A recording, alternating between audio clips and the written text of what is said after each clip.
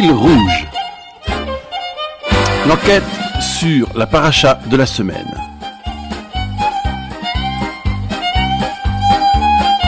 Cette semaine, parachat Béchalach.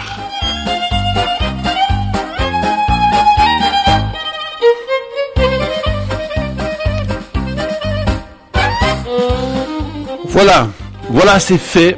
L'Égypte est derrière nous. Pharaon a cédé, l'Égypte a prêté, les Hébreux ont adhéré, obéi, tout le monde est en joie, ou presque, aucune ombre au tableau. Moïse est le roi de la fête, il n'y a plus qu'à filer droit vers la terre promise, d'apothéose en apothéose, voir ses promesses se réaliser. Et pourtant, les choses vont se gâter. On connaîtra l'apothéose de la mer Rouge, c'est au menu aujourd'hui, et il y aura consécutivement, peut-être même un peu en même temps, le divorce entre le peuple et l'élite, entre les Hébreux et Moïse, ou entre ces deux-là, donc, tout se gâte peu à peu. Alors voyons d'abord la phase, disons, ascendante, qui nous conduit à l'apothéose de la mer Rouge, où tout le monde s'adore et chante à l'unisson. D'abord, la sortie d'Égypte est suivie d'un détour. Un détour parce que Dieu microdose les épreuves qu'il entend faire subir aux Hébreux. On va découvrir au fur et à mesure qu'il y aura des épreuves. La peur que la guerre avec Canaan ne fasse revenir les enfants d'Israël en Égypte. C'est elle qui justifie ce détour dans le désert en direction de la mer Rouge. On dit aussi la mer des Joncs. Et les enfants d'Israël pourtant étaient armés, mais sans doute impréparés à de telles émotions. Moïse exhume Joseph, ses ossements, comme ce dernier l'avait fait jurer à ses frères. Vous vous souvenez, c'était la fin de la Genèse.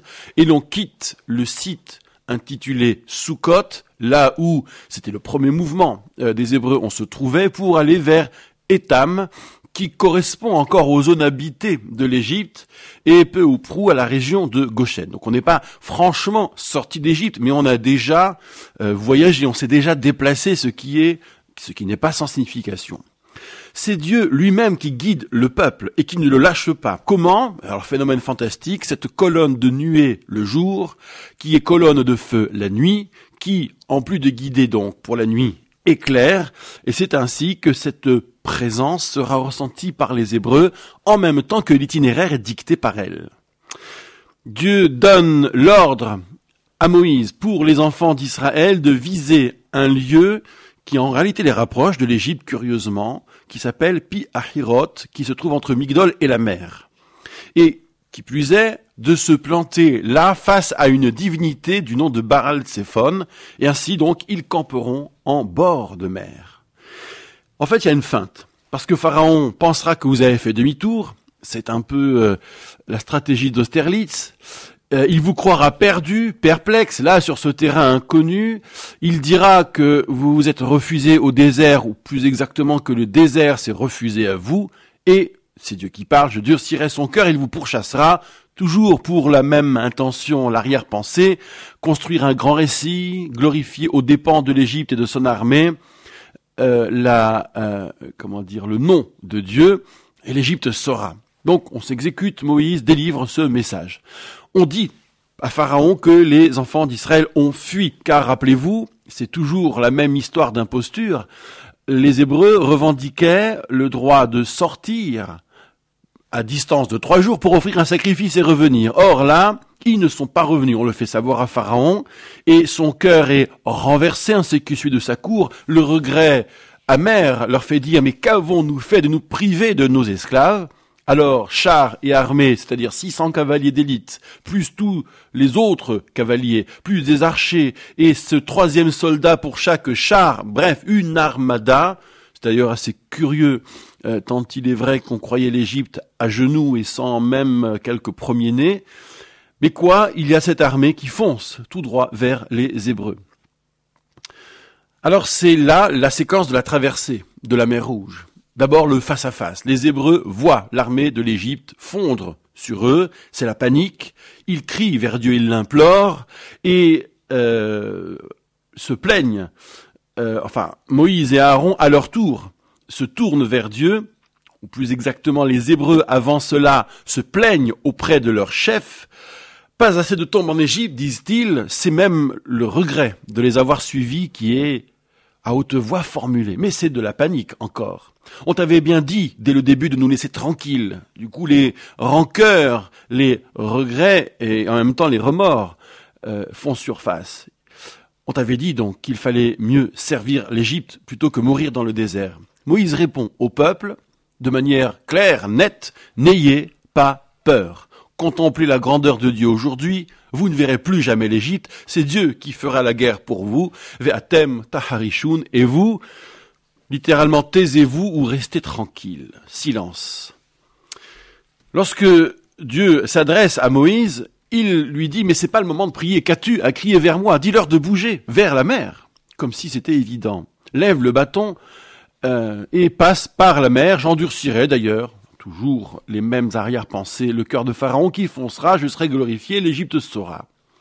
La colonne, appelée ange de Dieu ici, quitte l'avant du camp pour se placer à l'arrière. Et c'est un phénomène fantastique qui mêle nuées, ténèbres et en même temps qui éclaire. Alors y a-t-il du feu dans ces nuées? Y a-t-il deux facettes? Et cet ensemble magnifique se place entre les deux camps, éclaire la nuit et en même temps cache les Hébreux. Donc, lumière pour les uns, ténèbres pour les autres. Et les deux camps restent à distance, là, toute la nuit. Moïse étend la main sur la mer, Dieu fait souffler un vent d'est. Toute la nuit, toute cette nuit-là, la mer est asséchée et les eaux se fendent, nous dit le texte. Et sous la mer, les Hébreux passent. Les eaux sont comme des murailles à droite, à gauche. Pharaon et son armée foncent dans la mer. Et c'est-à-dire que la colonne s'était dissipée. Et dans le dernier tiers de la nuit, Dieu s'intéresse, se penche sur le camp de l'Égypte. Le malmène par la colonne de nuée et de feu. Les roues des chars sont défaites. Les montures sont donc ralenties. L'Égypte dit, mais fuyons, c'est Dieu qui nous fait la guerre. Fuyons devant ces Hébreux. Moïse, à nouveau étend la main. Retour de la mer à son état initial, c'est-à-dire sur l'Égypte, secoué, englouti, aucun survivant, nous dit-on. Et la conclusion sonne ainsi, ce jour-là, Dieu a sauvé Israël de la main de l'Égypte. La réaction d'Israël, c'est d'y voir la main grande qui avait agi en Égypte, en somme de l'identifier. Et là, deux grandes émotions, ils craignent Dieu et croient en Dieu et Moïse, son serviteur. Et c'est là, en fait, l'apothéose entre Moïse et le peuple. Alors, il y aura le cantique de la mer Rouge, Shirat Hayam, sublime, qui témoigne, bien sûr, de la fin de tout le processus de la sortie d'Égypte, qui est une expression d'un peuple jusque-là encore silencieux. Il avait certes agi, il avait parlé par des gestes, mais qu'avait-il exprimé? En réalité, ici, c'est Moïse, qui déclame, et le peuple qui répète, si on sait lire entre les lignes. Dans ce cantique, il y a, en gros, deux thèmes. Le premier thème, c'est la gloire de Dieu contre ses ennemis, et puis le deuxième thème, c'est les bienfaits dispensés au peuple, et à chaque fois, c'est le peuple qui parle. Il y a même quelques éléments de prophétie qui concernent l'avenir. Tu nous auras amenés jusqu'à ton lieu saint. Les peuples de Canaan et alentours trembleront de ce qui vient d'arriver. Pour ainsi dire, ce sont tes mains qui vont ériger un temple. Et la clôture, fort connue, Hachem Imloch Le'olam Vareh, l'Éternel régnera à tout jamais. Tout est absolument parfait. Même les femmes autour de Myriam se prennent, parce que Myriam prend un tambourin, à la suivre, et tambourin et danse leur font chanter la reprise du premier vers, je chanterai pour l'Éternel, car il a été glorieux. Voilà, sur ces notes fameuses, symphoniques, puissantes, que s'achève l'apothéose, le premier mouvement de la paracha. Le gros temps ne va pas tarder, c'est juste après cette première pause musicale.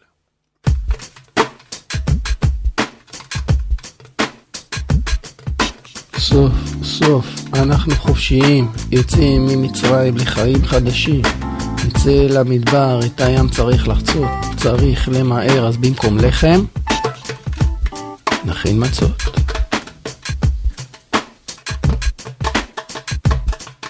בשקט, בשקט, שו שו שו, שהמצרים לא יתעוררו. בשקט, בשקט, שו שו שו, שהמצרים לא ירגישו.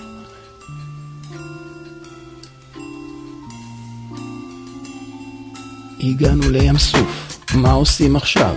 איך נעבור? משה מיד חשב, הרים המטה ולא להאמין, הים פתאום נפתח משמאל ומימין.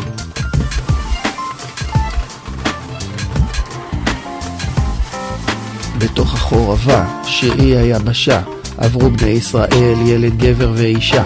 הראש שלח סוסים, חיילים ומרכבות, רודפים ודוהרים בעקבות העקבות.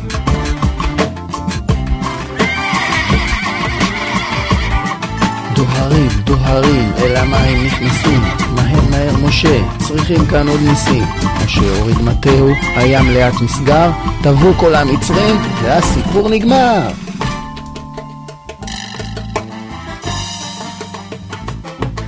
טוב, לא ממש נגמר, ממשיך עוד הסיפור שנים עוד במדבר.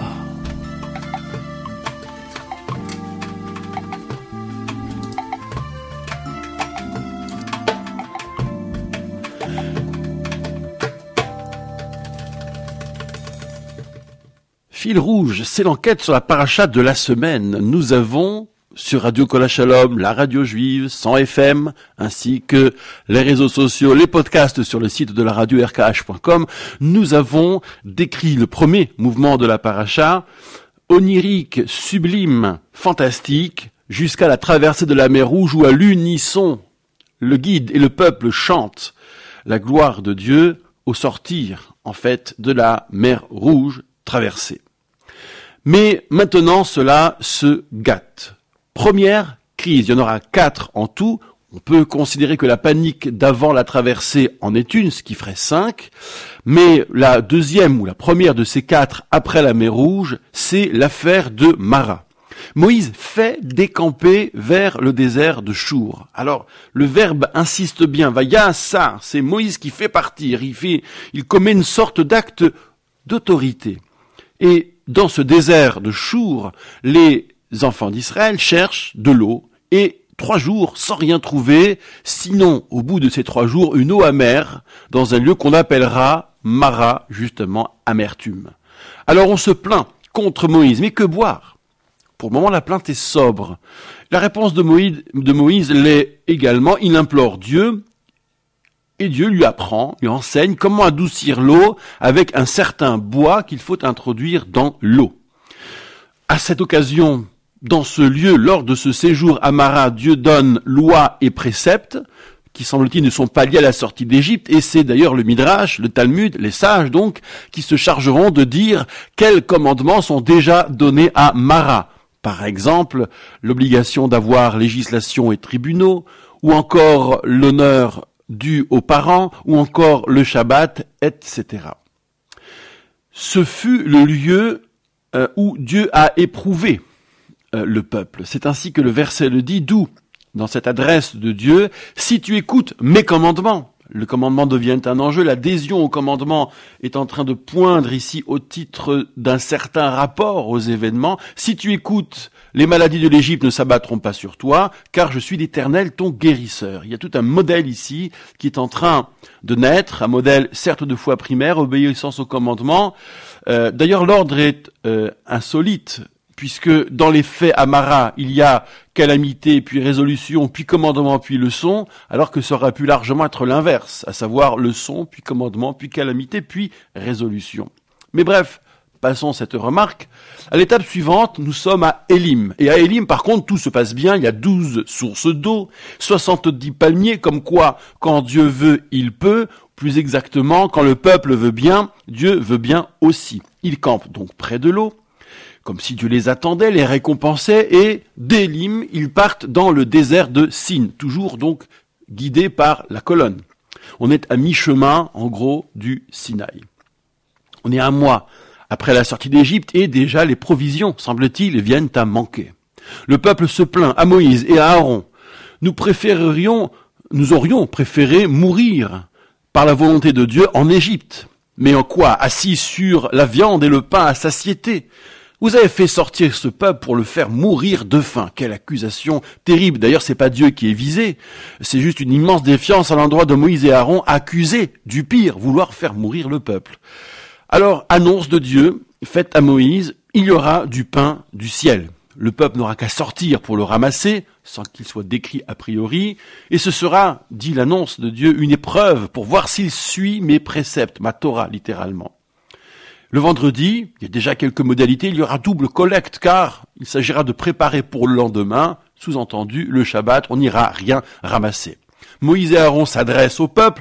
Dès ce soir, vous saurez, vous verrez ce que vous verrez. Demain matin, Dieu aura écouté votre plainte. Nous ne sommes rien. Venachnu ma. D'ailleurs, la question quoi? N'être rien ou bien que sommes-nous? Quoi sommes-nous littéralement va revenir. Moïse s'adresse cette fois-ci seul au peuple. Vous verrez la protection de Dieu par, d'une part, le pain le matin et la viande le soir. La viande, ça arrivera plus tard. Nous, mais qu'est-ce qu'on est? Sous-entendu, pourquoi vous en prenez-vous à nous? Nous ne sommes rien, nous ne sommes pas décisionnaires ni artisans. Moïse à Aaron parle, lui demande de parler aux enfants d'Israël qui s'approchent de Dieu qui a entendu votre plainte et après l'adresse d'Aaron et la collecte dans le désert, la révélation se fait plus forte dans la nuée et Dieu dit à Moïse, j'ai entendu la plainte. Donc il y a un crescendo formidable et dis-leur que cet après-midi il y aura viande, que le matin il y aura du pain et vous saurez. La manne apparaît donc. Le soir, la rosée et toute la nuit se dépose sur les sols et le matin, sous la rosée qui se dissout, qui se dissipe, point apparaît une substance nouvelle. Le sol du désert est couvert d'une sorte de neige peut-être cotonneuse. Les Hébreux voient et se demandent, mais c'est quoi? Qu'est-ce que ce phénomène? C'est tout à fait inconnu. Et Moïse leur répond, eh bien c'est ça, le pain dont on vous parlait. Ce sera votre pain désormais. Et les instructions que donne Moïse sont les suivantes. Il faudra un homer, un peu plus de 2 litres, par tête, à prendre à collecter, et tout le monde s'exécute.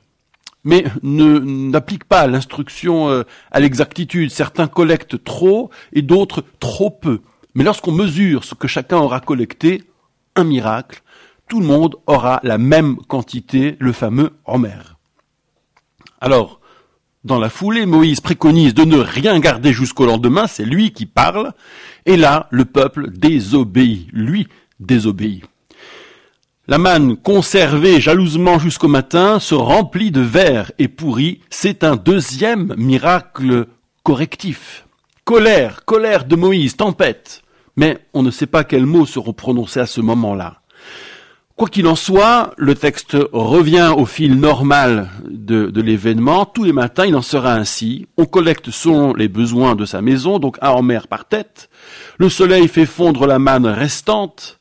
Et le vendredi, il faudra donc collecter 2 fois la mesure, et d'ailleurs qui apparaîtrait in fine, quel que soit l'effort. C'est le miracle 3 correctif qui est en fait un prolongement du miracle 1. Remontée d'infos, parce qu'on constate tout cela, à Moïse, par les dignitaires du peuple, les princes, et Moïse dit, mais ben voilà, c'est ce que Dieu avait dit. Demain, c'est Shabbat. Il faudra cuire pour aujourd'hui et garder pour le lendemain. On s'exécute et on constate en effet que la manne ne pourrit pas. Et Moïse revient sur le Shabbat. Aujourd'hui, Shabbat, mangez, mais n'allez pas chercher la manne.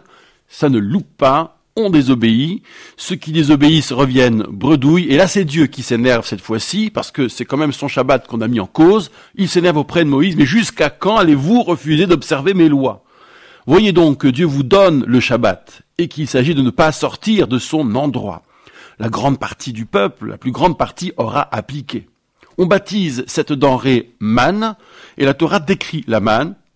C'est une sorte de gâteau rond, au goût de miel, qui a aussi l'apparence de sorgho blanc. Petit moment anachronique, comme une parenthèse, justement, s'agissant de la manne dont il faudra garder le souvenir, c'est Moïse qui demande à ce que l'on garde un homer de manne pour les générations. Et Moïse précise à Aaron, prends un récipient, dépose-le devant Dieu, en fait ce sera devant l'arche, et Aaron s'exécute, dépose devant l'arche de témoignage, le témoignage, et les enfants d'Israël, nous dit le verset, auront mangé la manne pendant 40 ans jusqu'à l'arrivée sur leur terre d'installation. On précise que leur homer fait un 10e de épha, nous voilà renseignés. Enfin donc, retour sur les étapes. Nous voici quittant le désert de Sin, c'est la nuée qui commande toujours, et arrivant à Réphidim. À Réphidim, pas d'eau. À nouveau, une crise. On se dispute avec Moïse. Donne de l'eau, comme si c'est lui qui la gardait, comme s'il y avait complot de sa part. Moïse réplique, mais pourquoi se disputer avec moi? Ça ne peut pas être moi. Donc, c'est Dieu que vous attaquez. Pourquoi éprouvez-vous Dieu? Et là, le peuple se met à avoir soif, c'est que ça dure, cette affaire. Et il se plaint à Moïse. Pourquoi nous avoir fait sortir d'Égypte? Encore le même refrain. C'est pour me faire mourir, moi, mes fils, mon bétail. Ce recours à la première personne ajoute au tragique de la plainte et à la pression exercée sur le guide. Moïse est en panique à son tour. Il est contaminé par cet effet de panique et de détresse, et il implore Dieu, mais que puis-je faire pour ce peuple? Encore un peu, et il me lapidait. Moïse a eu peur pour sa vie, il a eu peur de finir en somme crucifié. Réponse de Dieu, passe devant eux, c'est très cérémonieux, prends les anciens avec toi et ton bâton, tu chemineras jusqu'à un certain rocher dans le Sinaï, tu me ressentiras là, alors frappe sur le rocher, de l'eau en sortira et tout le monde boira. Donc là, il s'agit bien de frapper sur le rocher, rien à voir avec l'autre rocher qui posera problème, comme vous le savez, pour Moïse. Là, il s'agissait bien de frapper. Exécution, donc. L'endroit est baptisé Massa Umriva, qui voudrait dire épreuve et dispute. Donc c'est un peu l'inverse de la chronologie. Mais quoi? Il s'agit d'évoquer dans ce lieu l'épreuve vis-à-vis de Dieu, le peuple qui éprouve Dieu, puisque la nuée les a emmenés vers un endroit sans eau, et la révolte, en tous les cas, dans le diagnostic de Moïse. Les derniers moments de la paracha concernent une guerre surprise, une attaque d'Amalek à Réphidim. Moïse dit à Josué, choisis des hommes. Le peuple n'était pas exactement préparé à faire la guerre, et part avec eux faire la guerre. Demain, je me tiendrai au sommet de la colline avec le bâton dans ma main. Exécution, Moïse, Aaron et Our, Moshe, Aaron et Our gravissent la colline, Moïse garde la main haute, le peuple gagne, il a la main basse, le peuple perd, comme ses mains sont lourdes, il fatigue un peu, il est un peu usé, on met une pierre sous lui, il s'assoit et les deux autres, donc, debout, tiennent ses bras levés jusqu'au soir, et c'est la victoire de Josué sur le terrain. Dieu dit à Moïse, écris en souvenir dans un livre ce qui vient de se passer. Et à l'oreille de Josué glisse ceci, j'effacerai, c'est Dieu qui parle, le souvenir d'Amalek, car il y a beaucoup d'insolence dans cette attaque en règle au sortir de l'Égypte. Moïse construit alors un autel, le nomme Hachem Nissi, éternel mon miracle, et dit, par rapport à cet autel qui vient sceller la promesse que Dieu a juré que cette guerre serait conduite au fil des générations, et c'est sur ces notes tonitruantes que s'achève la paracha de cette semaine.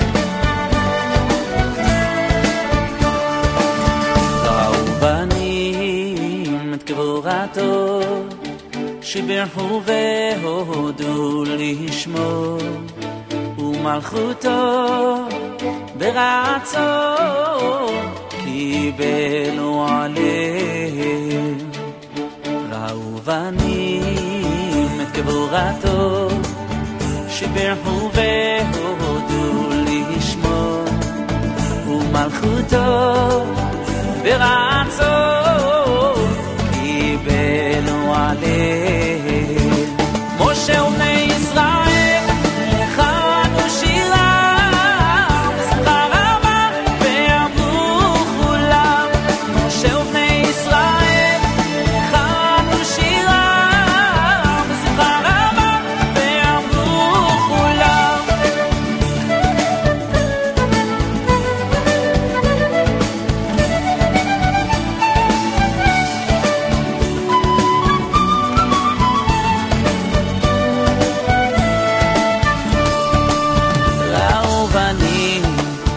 גבורתו שיבחו והודו לשמו ומלכותו ברצון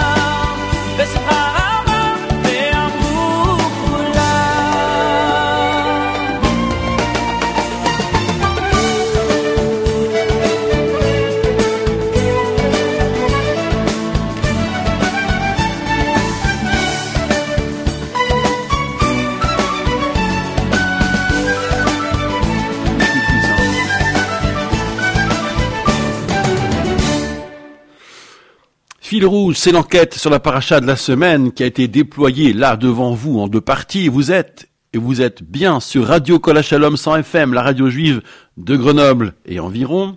Suivez-nous sur les réseaux sociaux, internet et autres podcasts.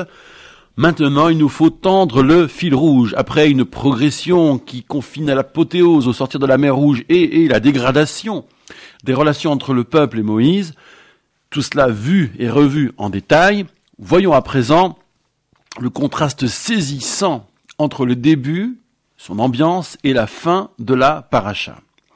Au début, nous pensons pouvoir dire qu'il y a harmonie entre Moïse et le peuple. Moïse marche devant le peuple, ce peuple qui a tout accompli des commandements que Moïse lui avait édictés en Égypte, ce fameux Pesach Mitzrayim, tout le protocole de la sortie d'Égypte, tout cela a été doctement enseigné et fidèlement accompli.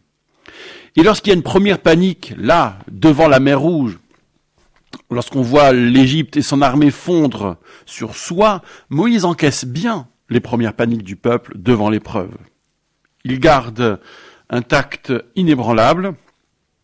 L'épreuve paraît d'ailleurs mesurée. Rappelez-vous le détour de Canaan. Donc il s'agit que le peuple ait peur, mais pas trop. Donc pas peur en Canaan, ce serait trop. Mais peur devant l'Égypte qui arrive et la mer Rouge, semble-t-il, ce serait assez. Si cela vous pose problème, il faudra résoudre. Et c'est logique au fond qu'il faille résoudre ce point.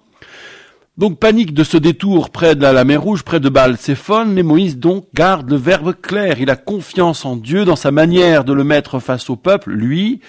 Et cette confiance de Moïse vis-à-vis de Dieu, du peuple vis-à-vis de Moïse vis-à-vis du peuple, tout cela culmine avec le cantique de la mer Rouge. Le texte, la rythmique et l'ambiance même, tout n'est qu'harmonie. Tout le monde parle, chante, exulte à l'unisson. Et il y a même ce verset fameux qui est le sommet de tout. Vayaminu Bachem Uv Moshe Avdo. C'est la clôture de la séquence de la traversée de la mer Rouge. Ils crurent en l'Éternel et Moïse son serviteur. Voilà l'aboutissement.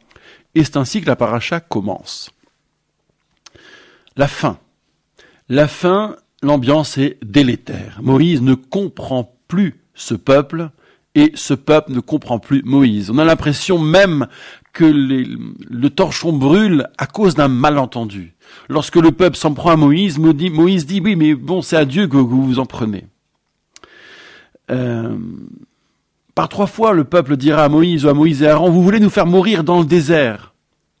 Et Moïse finit par dire que cette phrase est blasphématoire. Il est comme désabusé. Il ne comprend pas pourquoi Dieu le met dans cette situation. C'est sa vocation même qui devient totalement insaisissable. Il a peur de ce peuple. Od meat uskalouni, encore un peu, il me lapidait, dit-il, quand il se plaint à Dieu.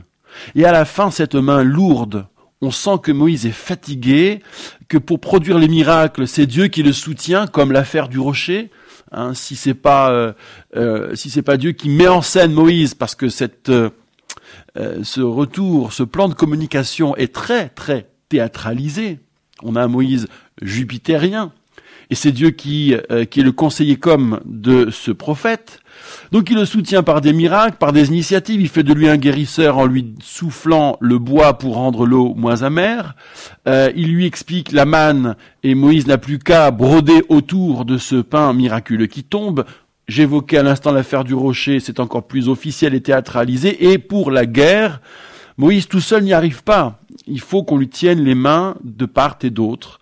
Ce sont ses proches qui interviennent. On sent donc que le cœur n'y est plus. On a un Moïse qui, après avoir chanté, aura déchanté, car désenchanté. Encore une fois, le problème, ce n'est pas l'apparition des crises, mais comment le peuple réagit à la crise. Et ça, c'est une belle leçon de vie. Le problème n'est pas de vivre sans crise, mais comment on les appréhende. Comment Moïse aussi, pour revenir à la paracha, réagit à la réaction du peuple. Et voici la question qui se pose pour nous dans ce contraste. À quel moment Moïse n'encaisse plus bien les paniques du peuple à l'épreuve? À quel moment il ne comprend plus ce qu'il fait là et pourquoi Dieu l'a mis dans cette situation? À quel moment Moïse donc déchante après avoir chanté? C'est cela qu'il nous faut situer pour peut-être trouver un début de résolution. Il y a en effet bel et bien un point de bascule qui sera donc un point de rupture.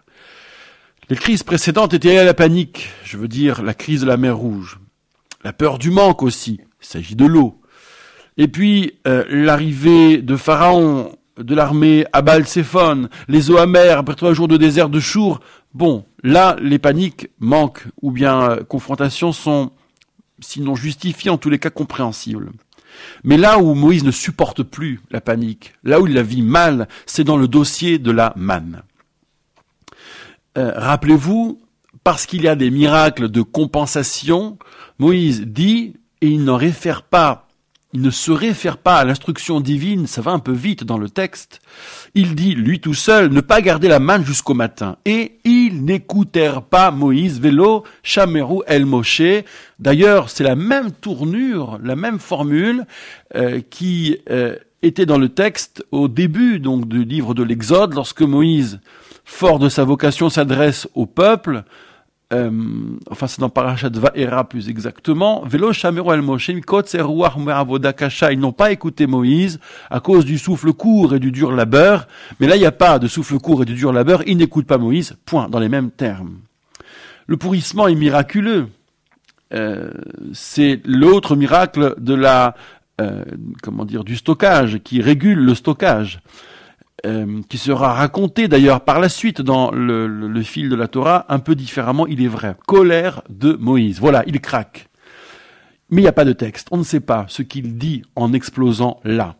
Et autre détail perturbant, Dieu ne s'en mêle pas. Moïse est tout seul dans sa colère, c'est son problème. Dieu va s'énerver un peu après, s'agissant du peuple, et encore, il semblerait qu'il s'adresse à Moïse pour cela, quand c'est son Shabbat à lui qui ne sera pas respecté. Mais Moïse, lui, par rapport aux instructions, celles qu'il donne, lui, mais qui sont violées, c'est tout seul qu'il va s'énerver. Alors, là, ça c'est le point de bascule, et pour bien vérifier que c'est un point de bascule, il est vrai que pour les autres crises, l'ambiance sera tout autre par rapport au début. À la crise suivante, toujours il y a la panique. À Réphidim, pour encore de l'eau, tout aura changé. Qu'avez-vous contre moi? Dit Moïse. Pourquoi éprouver Dieu? Il surenchérit. Les choses sont dites. Moïse ne retient plus le prétexte de la panique, ou plutôt ne retient de la panique qu'elle n'est qu'un prétexte.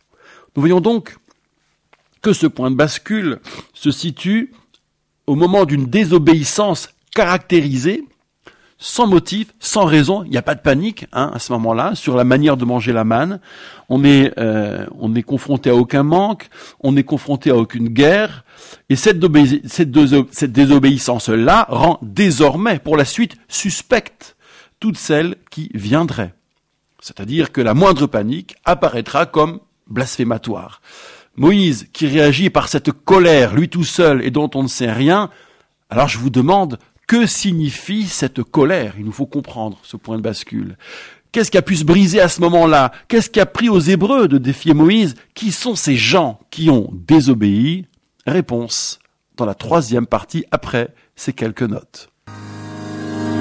This is the world makeover. Mashiach will come take over. You ain't gotta be me or see what I see. All you gotta do is take a look forward.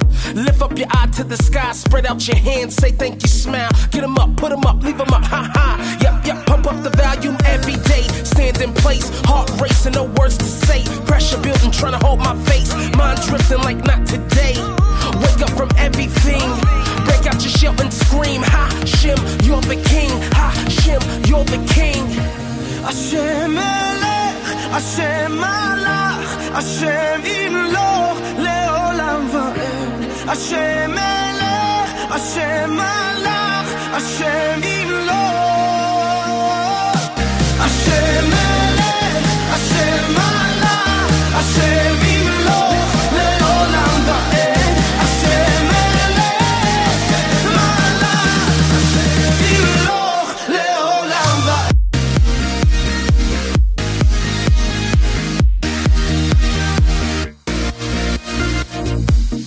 I feel the cold in the rain. I wanna get up and leave. I wanna get up. Everything's always the same. I wanna get up and leave. Now we're standing here and the night's so clear, like the shine upon your crown.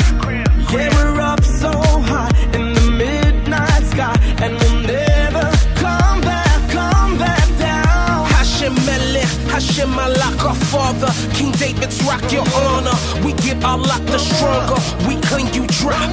The blessing, the bracha, success, hatzlacha. The world is yours, you offer it to whomever calls you.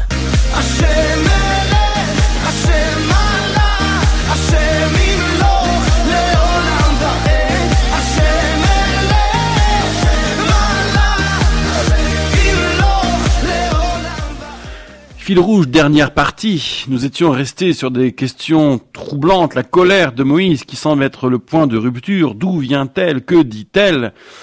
Et que signifie-t-elle? D'abord, qui désobéit? Ce sont anachim, des hommes, quelques personnes, une poignée de personnes, peut-être des personnes d'importance. Anachim, c'est pas non plus un mot tout à fait neutre. Donc, si cette désobéissance quantitativement est marginale, qualitativement, elle est significative. C'est un précédent.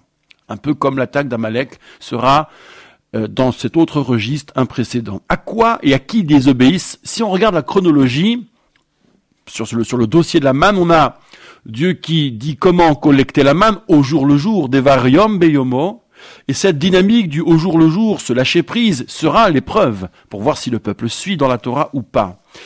Moïse répète donc ce que Dieu a ordonné, mais il le répète à sa manière. Un omer par tête, il donne la mesure, il donne pas le principe, il donne pas le sens, l'explication de l'épreuve, ou en tout cas le caractère d'épreuve qu'a cette expérience. Chacun prendra pour sa maison, c'est tout. Le peuple exécute, et il y a désobéissance sur les quantités, mais s'il y a miracle qui compense, il n'y a pas de réaction de Moïse qui apprend aussi à apprivoiser le phénomène. Et lorsque Moïse dit, lui tout seul, parce qu'il aura interprété, ne rien garder jusqu'au matin, c'est là qu'il y a désobéissance. Le miracle correctif, le deuxième du pourrissement, n'empêche pas Moïse de se mettre en colère et Dieu de garder le silence. Puis au vendredi, il y a le miracle correctif 3, sur le même mode que le 1. Et Moïse, lorsqu'on lui fait remonter l'information, confirme, et c'est ce que Dieu vous avait dit sur le Shabbat qui se confirme. Et la sortie, le Shabbat pour une collecte, suscite une remontrance de Dieu. Ça, nous l'avons vu. Donc la désobéissance porte sur une prescription spontanée de Moïse. En tout cas, il ne cite pas Dieu. Soit on n'a pas l'info, nous, soit sur la mesure, etc. Soit Moïse a interprété, c'est plus probable, les miracles de compensation. N'essayez pas de garder jusqu'au matin, puisque Dieu a dit au jour le jour. Mais lui, il a la clé pour ça, pour pouvoir le décliner. De même que les quantités à la collecte sont ajustées, le seront à la conservation. Et en effet, ce au jour le jour a toute son importance, puisque c'est tout le sens de l'épreuve que Dieu propose, puisque c'est l'éducation spirituelle, l'accoutumance même au lâcher-prise dont le peuple a besoin. Et même si c'est une interprétation, tout le monde aurait pu la comprendre, elle est accessible à tous si on donne les mots tels que Dieu les a livrés. Or, Moïse n'a pas délivré la formule originelle du « au jour le jour ».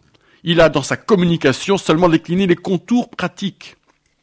Le peuple s'est retrouvé dans une sorte de Torah orale, mais sans ancrage dans la Torah écrite, c'est-à-dire ici le verbe. Tant que Moïse indique, même s'il ne le cite pas fidèlement à la source divine, passe encore, mais s'il ne la cite même pas, il ne peut que constater dès lors le jugement très négatif du peuple à son endroit. D'ailleurs, depuis le début, c'est comme ça. Le peuple ne s'en prend jamais à Dieu, nous l'avons dit et redit, mais à Moïse. La sortie d'Égypte, c'est ton idée, pas celle de Dieu, si ça se trouve. Toi, tu nous détestes. Tu veux nous faire mourir dans le désert. Mais pourquoi? Dieu nous aurait très bien arrangé le coup en Égypte, à grand renfort d'abondance, d'opulence comprise. Et là, Moïse réalise que c'est lui qui est visé par cette désobéissance. Vélo Shameru El Moshe, c'est lui qu'on n'a pas écouté. Il n'y a plus de prétexte, court esprit, dur labeur, panique. Il s'est peut-être leurré à un moment, Moïse, mais là, le leurre n'est plus possible. Ce qui en ressort, c'est la relation ambivalente du peuple avec Moïse. Pour ce peuple, il y a bel et bien deux Moïse. Un Moïse, c'est le serviteur de Dieu, l'agent de Dieu qui réalise des prodiges annoncés par Dieu, celui qui porte sa parole, qui la cite mot pour mot, thème pour thème. Et avec celui-là, il y a totale harmonie. C'est le chant de la mer Rouge, on croit en Dieu, donc c'est croire en lui. Vaya minu bachem uv Moshe avdo, Moïse en tant que serviteur de Dieu. Par contre, il y a l'autre Moïse. C'est le chef qui prend des initiatives, qui fait décamper le peuple après la mer Rouge, qui dit qu'il faut garder la manne jusqu'au matin, qui le dit lui-même tout seul. Et celui-là n'a aucune légitimité aux yeux du peuple. Il est défié, peut-être même est-il détesté. Il n'est pas leur élu de l'histoire, il n'est pas leur de Gaulle, il n'est pas incrémenté dans la promesse faite au patriarche. On n'a jamais entendu parler d'un libérateur, on a entendu parler d'une délivrance. En plus, c'est un privilégié qui a grandi plus ou moins chez Pharaon, qui n'a pas vécu ce que les Hébreux ont vécu. D'ailleurs, il est parti vivre à Midian pour cause de fuite. Rappelez-vous, un Hébreu lui avait dit « Mais quoi, veux-tu me tuer après avoir tué l'Égyptien ?» D'ailleurs, première initiative aussi, lorsque Moïse intervient en tant que guide, il échoue et alourdit le sort des Hébreux. Cela, personne ne l'aura oublié.